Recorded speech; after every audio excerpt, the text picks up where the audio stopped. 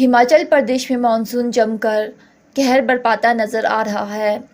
राजधानी शिमला के रामनगर में सुबह 3 बजे नेशनल हाईवे पर लैंडस्लाइड हो गया। लैंडस्लाइड होने की वजह से बाईपास रोड पर कई किलोमीटर लंबा जाम लग चुका है। यही नहीं, लैंडस्लाइड के नीचे सड़क किनारे खड़ी 2 से 3 गाड़ियों के भी दबे होने की आशंका है और लैंडस्लाइड की वजह से जाम में फंसी एम्बुलेंस में मरीज को एजेंसी तक पहुंचाना मुश्किल हो गया है। यहाँ तो बंदे सारे लेके चले भी गए।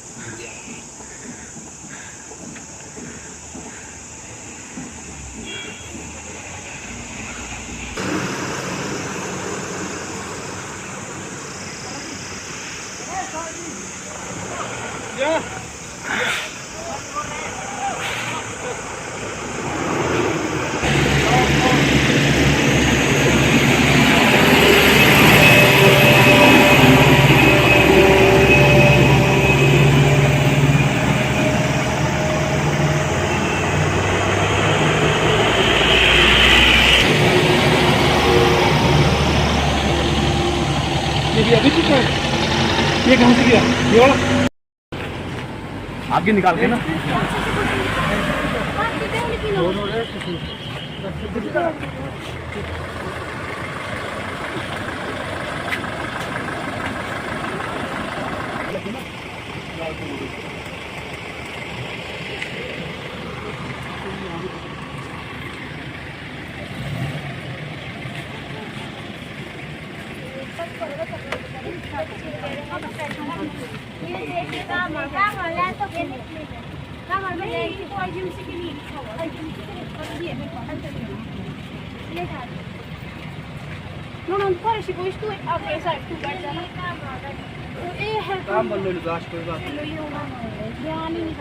हिमाचल प्रदेश विधानसभा चुनाव से पहले 3 दिवसीय दौरे पर पहुंची केंद्रीय चुनाव आयोग की टीम ने आज शिमला में सभी पार्टियों के प्रतिनिधियों से बैठक की, जिसमें राजनीतिक दलों ने चुनाव आयोग की टीम को अपने अपने सुझाव दिए।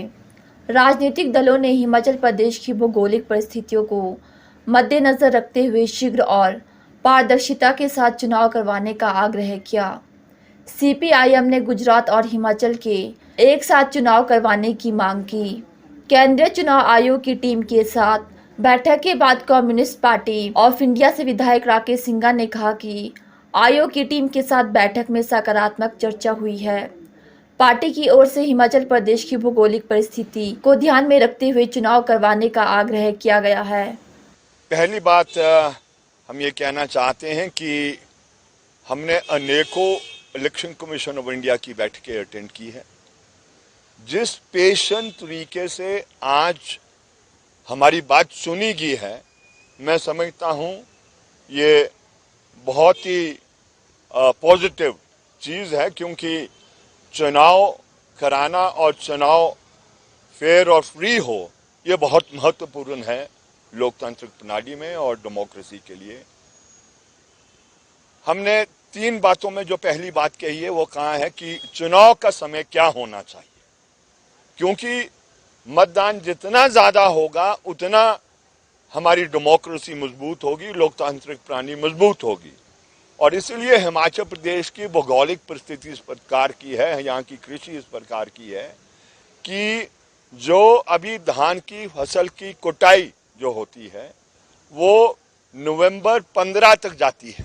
तो इसलिए सबकी भागीदारी चुनाव में सुनिश्चित करने के लिए डेट 20 तक जानी चाहिए, ऐसा हमारा मानना है। हमने अपनी बात को नोट किया। हमने ये भी जिक्र किया कि ये संभव है कि इस वर्ष पहाड़ों में बर्फ ऑलरेडी पड़ गई है, विंटर्स थोड़ा जल्दी शुरू हो सकता है। हमने कहा उसको भी मद्देनजर रखते हुए आप उसको थोड़ा पहले करा सकते हैं, वो ऐसा सुझाव हमने कहा है। लेकिन हमने जनजातीय इलाकों में है ना, जनजातीय इलाकों में जो 3 जनजातीय क्षेत्र है, आगामी विधानसभा चुनाव को लेकर केंद्रीय चुनाव आयोग की टीम ने आज शिमला में सभी पार्टी प्रतिनिधियों, डीजीपी, मुख्य सचिव से बैठक की। इसके बाद शिमला पीटर ऑफ डीसी और एसपी की बैठक लेने पहुंचे। भारत के मुख्य चुनाव आयुक्त राजीव कुमार ने कहा कि स्वच्छ और निष्पक्ष चुनाव किस तरह से करवाए जाए, इसको लेकर सभी पार्टी प्रतिनिधियों से सुझाव लेने गए हैं। इसके अलावा डीसी और एसपी के साथ भी बैठक की जा रही है। राजीव कुमार ने कहा कि युवा मतदाताओं को मतदान के लिए कैसे प्रेरित किया जाए, इसको लेकर चर्चा हुई है। स्वच्छ और निष्पक्ष चुनाव में सभी की भागीदारी सुनिश्चित करना चुनाव आयोग का मकसद है। आज हमने सभी पॉलिटिकल पार्टीज के साथ में मीटिंग की थी। सभी नेशनल पॉलिटिकल पार्टीज के रिप्रेजेंटेटिव्स, उनके यहाँ के पदाधिकारी लोग आए थे। सबसे पहले उनसे हम लोगों ने जानकारी ली थी कि उनकी क्या कहना है, कैसे स्वच्छ और निष्पक्ष चुनाव हो। और उसके बाद स्टेट के चीफ सेक्रेटरी साहब, डीजी साहब, हेल्थ सेक्रेटरी साहब से हमने बातचीत की। अभी सभी डीसीज और एसपी से बात करेंगे, पूरी किस तरह से निष्पक्ष चुनाव हो, किस तरीके से बच्चे खासतौर से जो ये 18+ वोटर्स बने हैं वो कैसे बाहर निकलें। थोड़ा उनमें प्रवृत्ति रहती है कि थोड़ा कम वोट करते हैं, आजकल व्हाट्सएप पे और इस पे ज़्यादा जुड़े रहते हैं। सोने में देर हो जाती है तो उठने में देर हो जाती है, तो वो जल्दी जब 80 से ऊपर वाले व्यक्ति आ सकते हैं तो वो क्यों नहीं आ सकते। इन सब पे चर्चा करेंगे। और अभी डीसीज के और एसपीज के साथ, कमिश्नर साहब लोगों के साथ मीटिंग है। फिर बाकी कल आपको बताएंगे पूरी डिटेल। हिमाचल प्रदेश सचिवालय में शुक्रवार को आउटसोर्स मामलों पर बनी कैबिनेट की उप समिति की बैठक हुई। इस बैठक में कैबिनेट मंत्री महेंद्र सिंह ठाकुर, सुरेश भारद्वाज, राकेश पठानिया, गोविंद सिंह ठाकुर और प्रदेश सरकार के अधिकारी मौजूद रहे। बैठक में उप समिति के अधिकारियों को आउटसोर्स पर रफ प्रिंट आउट तैयार करने के लिए कहा है। आउटसोर्स के मसले को लेकर 27 सितंबर को अगली बैठक होगी। इसके बाद 28 सितंबर को प्रस्तावित कैबिनेट बैठक में आउटसोर्स का एजेंडा को लाया जाएगा। हिमाचल प्रदेश के शहरी विकास मंत्री ने बैठक के बारे में प्रदेश सरकार आउटसोर्स के मसले को लेकर कैबिनेट की उप समिति तैयार की गई है। समिति की ओर से अधिकारियों को निर्देश दिए गए हैं कि जल्द से जल्द आउटसोर्स के मसले को लेकर ड्राफ्ट तैयार किया जाए। उन्होंने कहा कि 27 सितंबर को इस मसले को लेकर बैठक की जाएगी। ये दोनों जो सब कमिटीज़ हैं उसके चेयरमैन हमारे जल शक्ति मंत्री श्री महेंद्र सिंह जी हैं। जो 4 लेन वाला मामला है उसमें तो मैं सदस्य नहीं हूँ, गोविंद सिंह ठाकुर जी और राकेश पठानिया जी उसके मेंबर हैं। वो जो है वो मैं और लॉ सेक्रेटरी भी जो है वो हाजिर थे। दूसरी सब कमेटी जो है वो आउटसोर्स जो एम्प्लॉयज़ हमारे रहते हैं उनके बारे में जो है वो कुछ रिकमेंडेशंस करनी है। तो दोनों में जो है वो डिटेल्स चर्चा भी हुई है और हम रिकमेंड करने की स्थिति में जो है वो आ गए हैं।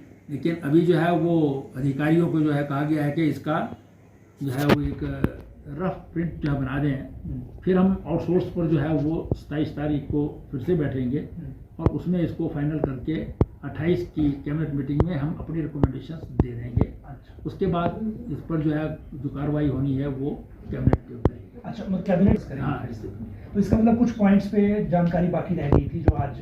हाँ, सारी चीज़ जानकारी भी रहनी है, ड्राफ्ट भी बनाना है, क्योंकि वो तो मीटिंग में नहीं बनता ना, वो तो पॉइंट्स डिस्कस होते हैं। उसको फिर जो है वो मिनट्स के आधार पर जो है वो उसकी जो हमको कमेटी में रिकमेंडेशंस देनी है कैबिनेट में वो तैयार की जाएंगी और उस दिन हम उसको फाइनल करेंगे। तो सर अभी शिमला के ठियोग विधानसभा क्षेत्र के विधायक राकेश सिंघा की मौजूदगी में लगे नारों को लेकर राजनीति लगातार गर्माती जा रही है।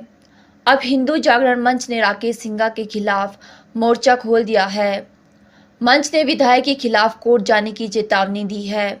20 सितंबर को दलित संगठनों के धर्म की स्वतंत्रता विधायक संशोधन के विरोध के दौरान दलित नेता मीर सुख ने हिंदू धर्म से आज़ादी के नारे लगाए थे। हिंदू जागरण मंच के महासचिव कमल गौतम ने कहा कि विधायक की मौजूदगी में हिंदू धर्म के खिलाफ की गई जो बेहद दुर्भाग्यपूर्ण है। उन्होंने कहा कि जिस नेता ने हिंदू धर्म से आज़ादी के नारे लगाए वह भी कांग्रेस पार्टी से जुड़ा हुआ है। प्रदेश महामंत्री हिंदू जागरण मंच हिमाचल प्रदेश। जी, एक प्रेस वार्ता की है आज आपने, क्या मुद्दा था? देखिए, हिमाचल प्रदेश की देव संस्कृति और यहाँ की जो देव परंपरा है उसको अपमानित करने का काम जो ठियो के विधायक राकेश सिंघा और मीर सुख नाम के एक कांग्रेसी पार्षद ने, जो रोडू से है मूलतः, उन्होंने 20 तारीख को जो यहाँ एक अमर्यादित प्रदर्शन किया और हिंदू सनातन समाज की आस्थाओं पर कुठाराघात करते हुए जिस प्रकार के नारे वहां लगाए गए, उसके विरोध में हिंदू जागरण मंच ने आज ये प्रेस वार्ता की है। और हम बड़ा स्पष्ट कह देना चाहेंगे राजनीतिक क्षेत्र के लोगों से कि वो अपनी राजनीति चमकाने के लिए इस प्रकार के घिनौने कृत्य करने से बचें, अन्यथा हिंदू जागरण मंच इन विषयों के ऊपर कतई बर्दाश्त नहीं करेगा और कठोर कार्रवाई करने के लिए हिंदू जागरण मंच बाध्य होगा। पिछले कल राकेश सिंघा जो है वो बहुत ही शातिर व्यक्ति है और जो वामपंथ का जहर उन्होंने जीवन भर पिया है उसको उगलने का वो काम कर रहे हैं। आज जब उनकी जमीन उनके पैरों के नीचे से खिसक रही है और हिंदू समाज आज जागरूक होकर के इन विषयों का विरोध कर रहा है, तो माफीनामे का वो दिखावा कर रहे हैं। ये जो अपराध उन्होंने किया है अक्षम्य है। वो तो कोर्ट में याचिका दर्ज करेंगे, कोई बात नहीं, वो कोर्ट देखेगा उस विषय को। और हिंदू जागरण मंच भी इस विषय के ऊपर कोर्ट में अभी अपनी लीगल टीम के साथ हम बात कर रहे हैं। जो भी लीगली हमें हमारी लीगल टीम सुझाएगी उस तरह से हम इसमें लीगल एक्शन लेने जा रहे हैं। हिमाचल के जिला मंडी में होने वाली प्रधानमंत्री की रैली में शिमला शहर से 60 प्राइवेट बसें रवाना होगी। ऐसे में इससे शहर में बसों का संकट पैदा हो सकता है, जिससे यात्रियों को दिक्कतों का सामना करना पड़ेगा। वहीं प्राइवेट बस ऑपरेटर ने अपनी 24 सितंबर को होने वाली हड़ताल को भी स्थगित कर दिया है। शिमला शहर प्राइवेट बस चालक परिचालक यूनियन ने भाजपा नेताओं व परिवहन विभाग के आश्वासन के बाद अपनी प्रस्तावित हड़ताल स्थगित की है। ड्राइवर कंडक्टर यूनियन ने 24 सितंबर के एक दिन की सामूहिक अवकाश पर जाने का फैसला लिया था। मांगों को लेकर यूनियन का प्रतिनिधिमंडल परिवहन विभाग के अधिकारियों व भाजपा नेता व भाजपा जिला शिमला ग्रामीण अध्यक्ष रवि मेहता से मिला। इस दौरान परिवहन विभाग के अधिकारियों ने यूनियन को आश्वासन किया कि उनकी मांगों को सरकार के समक्ष रखा जाएगा।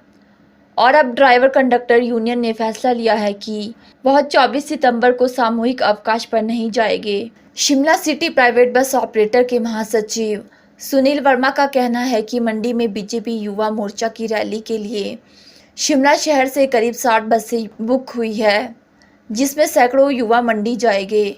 लेकिन शिमला शहर में अन्य प्राइवेट बसें चलती रहेगी और लोगों को सुविधाएं देगी।